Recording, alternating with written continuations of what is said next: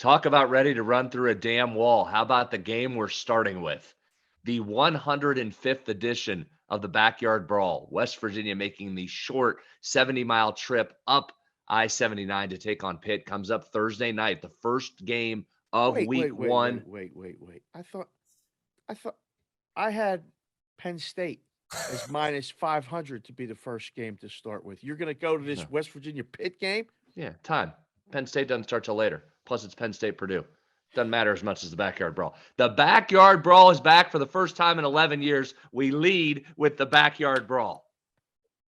Let's Of go. course we do. I do that. I'm just messing with you, making sure. Are you familiar with the Backyard Brawl at all? A little bit. Been around it a little bit. Been around it. Been a part of it for a number of years. Is it Covered one of it. those things that still gets you fired up? Is it It. still one of those things that I'll come say on? this, and we're probably already over now that we said we're going to try and keep it tight. You asked me that question. We're going over. I'll just simply say this. This is college football, David Newby. Oh, it's the This is college football. They're expecting what could be the largest crowd in the former Heinz Field, now Acrisure Stadium, could be the largest crowd in that stadium's history. Again, 105 games. This will be 105. The teams haven't played in 11 seasons. This is massive. This is fun. A lot of hype around this Pitt team. They return back off the ACC championship, off a New Year's Day bowl win. This is some exciting stuff for Pitt. Now, a lot of changes there for the Panthers. New offensive coordinator, Mark Whipple, out. Kenny Pickett, out. If you've been watching the Steelers, you see why Pitt was so good last year. Pickett has looked really good. Jordan Addison, Biletnikoff Award winner, wide receiver, out, on his way to USC. So a lot of changes offensively in particular for Pitt. From a defensive standpoint, though, they got a couple guys back along that defensive line that are still pros. So very good Pitt team. Still high expectations coming out of the Oakland area for the Pitt Panthers. West Virginia, on the other hand, where is Neil Brown here in year 4 of that program? Still trying to get the thing going. They've brought in a quarterback, JT Daniels, formerly of USC, formerly of Georgia, and it sets up a really interesting triangle here, Dave. How about this story?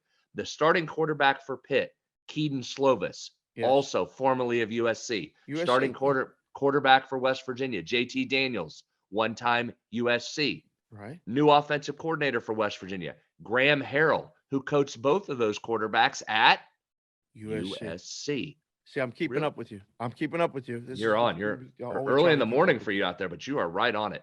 That's so, right. couple interesting notes here as we look at the line. The line continues to creep up a little bit. 7.5 now for Pitt is the favorite. That's gone. I've seen it as low as 6.5, back up to 7.5.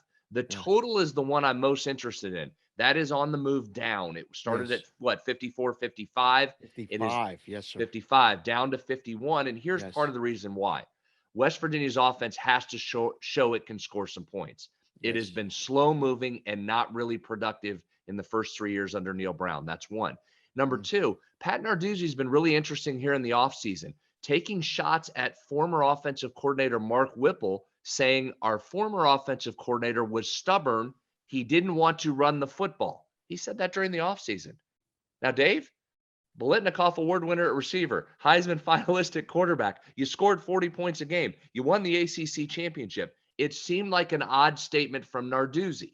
He has brought in Frank Signetti Jr., which, if you want to add to the intrigue of this series, Frank's dad, Frank Signetti Sr., former head coach at West Virginia.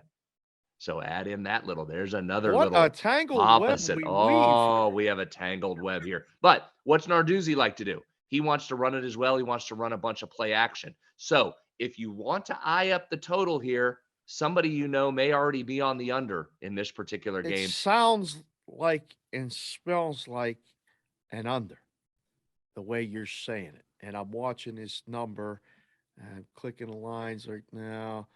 51 is current. Opened as high as 55. The thing about these lines is unique, be how the industry's changed so much and there's so much competition to go get bets.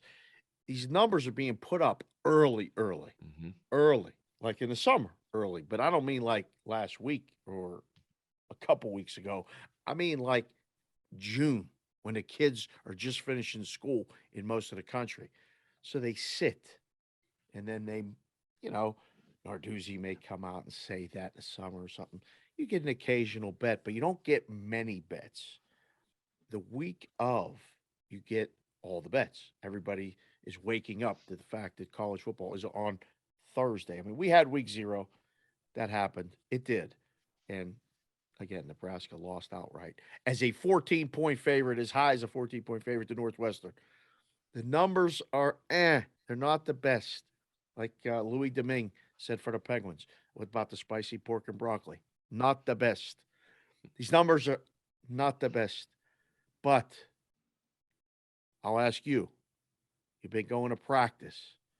You've been around the program. You listen, you watch, you talk about all this stuff on Three Guys.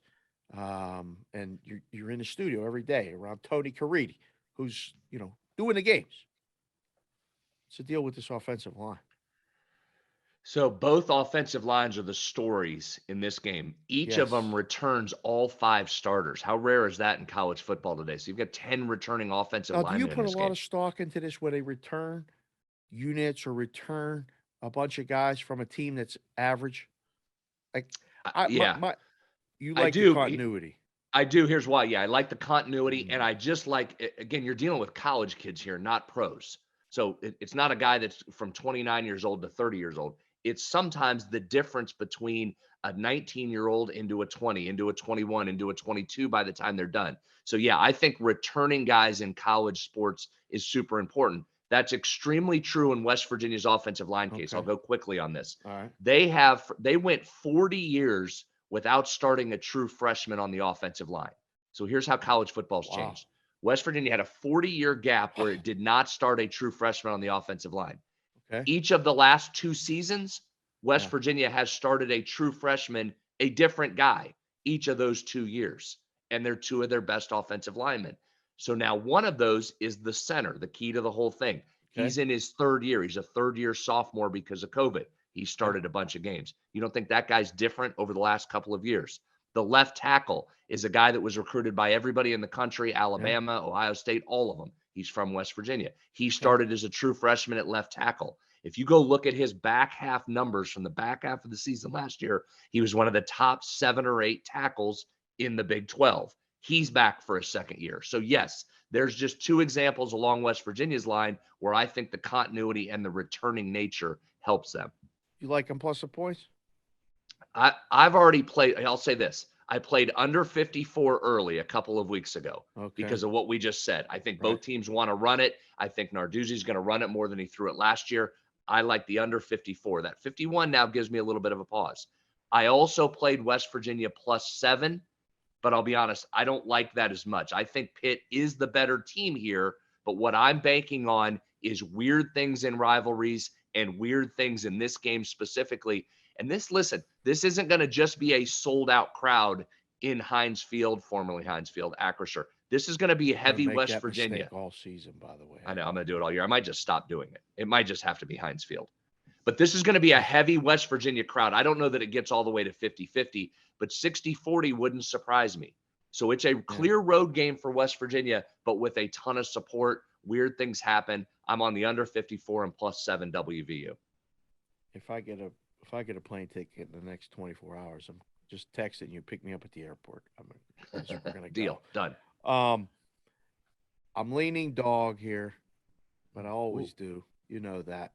Um, Under as well, and those two things are kind of correlated. I think 51 is like they did this with the Northwestern game, and this will happen too a lot. They'll set it up while the limits are low and bet it one way to really bet it another way. So you don't know which moves are head fakes and which moves are actual real moves. Just keep an eye on that.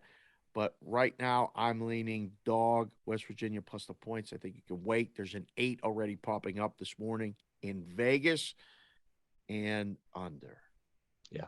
This won't surprise me, Dave. We could get to 8.5 on this. If you look Oh, at a yeah. lot of the Yeah. power rankings that are out there, a lot of those have Yeah. these between 12 and 14. So the Yeah. line's not reflective of a lot of early season power rankings. So Yeah.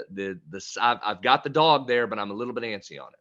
Thank you for watching this video. If you liked it, click on another video right here on the screen. And if you really liked it, consider subscribing below. Thanks for watching. We'll see you again soon.